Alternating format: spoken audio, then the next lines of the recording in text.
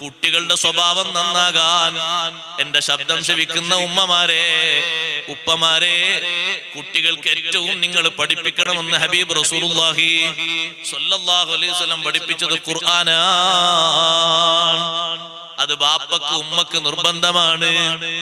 അതിന് കുട്ടികൾക്ക് വഴങ്ങി കിട്ടുന്നില്ലെങ്കിൽ ട്യൂഷൻ വെച്ച് കൊടുക്കണം. ദുനിയാവിന്റെ ചില്ലിക്കാശിന്റെ ലാഭം കണ്ടിട്ട് അവിടെ പൂഴ്ത്തി വെക്കരുത്. ഒരു കുട്ടി ഖുർആൻ പഠിച്ചു നന്നായാൽ ബാപ്പയും ഉമ്മയും ദുനിയാവിലും ആഖിറത്തിലും അനുഗ്രഹീതരാണ്.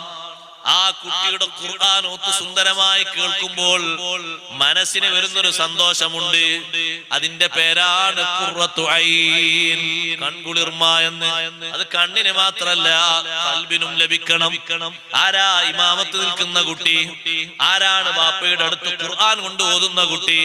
ആ കുട്ടി വലിയ ബിസിനസ് മാനാണ്. പക്ഷേ കുട്ടിക്കാലത്ത് ബാപ്പയും ഉമ്മയും തറുവാക്കിയ ഖുർആനില്ലേ സുന്ദരമായ രൂപത്തിൽ ഓതുന്നു.